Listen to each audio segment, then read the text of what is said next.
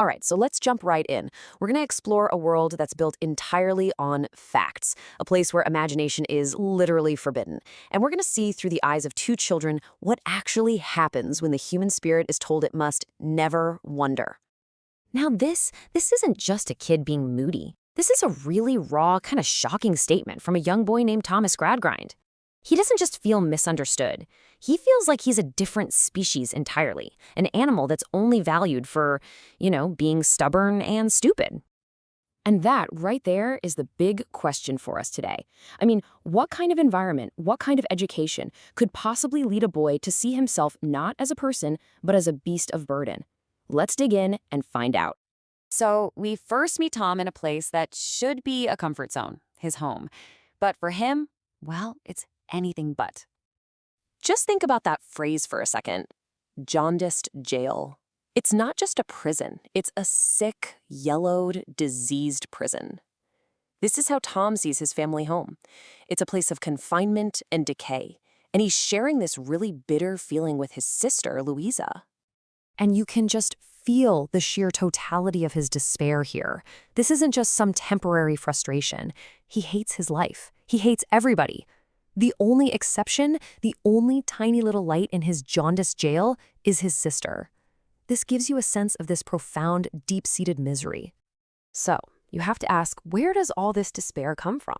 Well, to understand Tom's pain, we really have to understand the philosophy that has shaped his entire world. This one command, spoken by their father years earlier, is basically the keynote of their entire existence. It's not a suggestion, it's a fundamental rule. To wonder is to commit a kind of sin in the Gradgrind household. And here it is, the system, laid out clear as day, a design to elevate reason and facts above everything else. It sees feelings, imagination, affection, not just as secondary, but as things you have to stoop to deal with. It's an education that actively starves the heart just to feed the head. And here you can see the stark reality of that philosophy. On one side, you have everything that sparks the human spirit. Stories, passions, simple curiosity, all of it forbidden. And on the other, the sanctioned curriculum, just cold facts, economic theories, and math. There's just no room for any shades of gray. And yet, here's a fascinating little twist. Even in this incredibly oppressive system, even after a grueling 15-hour workday, the people of the town would secretly seek out stories. They defied the philosophy. It just goes to show you that the impulse to wonder, to connect with human experience, is way more resilient than any system designed to crush it. So, with all that in mind, let's go back to that gloomy fireside conversation between Tom and Louisa. Now we can really understand the immense pressure these two are under. Just listen to how Tom uses his father's own logic against himself. It's a perfect, rational deduction based on the only two choices he's ever been given. He's not a prig, a perfectly factual, stuffy person. So by process of elimination, he concludes he must be a stubborn, stupid animal. He's been taught a system of logic that literally leads him to dehumanize himself. It's heartbreaking. And here's the tragic consequence for Louisa. Her brother is in pain. She wants to help, but her education has left her completely unequipped to do so. She has no stories, no songs, no amusing anecdotes she can offer him. She's got facts, but facts are pretty useless when it comes to healing a wounded spirit.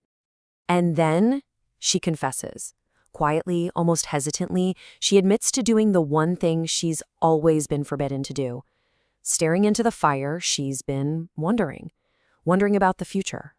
This is Louisa's quiet little declaration of independence. She isn't choosing to wonder. Her thoughts are unmanageable. It's a natural, unstoppable force inside her. It proves that imagination isn't some skill you can teach or unteach. It's a fundamental part of who we are. And just as Louisa makes this brave confession, their mother walks in. And her reaction is, well, it's just staggering. She can't even comprehend the idea of a thought just happening. In her mind, which is so completely shaped by this philosophy, an idea can only exist if it's been put there from the outside. The very concept of an inner life is literally impossible for her to grasp. This whole confrontation, it casts a literal and a metaphorical shadow over the children, hinting at the bleak future their upbringing has created for them. So as they're sitting there, the shadows in the room just merge into one, hanging over them like a dark cave. It's a powerful symbol of their future, a dark, empty space shaped by a loveless education and a total lack of wonder. Louisa tries to explain where her unmanageable thought came from. It wasn't a book, it wasn't a lesson, it was something simple and poetic, watching sparks from the fire flare up and die, making her think about how short life is. And her mother's response? It's nonsense. This beautiful, profound moment of human reflection is just dismissed as illogical, absurd stuff. And this is the final devastating blow from their mother. Faced with her daughter's inner life, her only response is a complaint rooted in pure self-pity. This philosophy, it hasn't just damaged the children, it's completely hollowed out the very meaning of family, replacing affection with grievance. And so, we come full circle. We started with a boy who feels like a donkey trapped in a jail, and now we see why. An education built only on facts, one that explicitly forbids wonder and denies affection, well, it doesn't create rational geniuses. It creates prisoners of the mind, who see themselves as little more than animals. Which leaves us with one final thought to carry away from all this. This isn't just about a fictional family from some old book. It's a question for all of us. When we prioritize only what is measurable and factual, what essential part of our humanity do we risk losing in the process? What is the true cost of never wondering?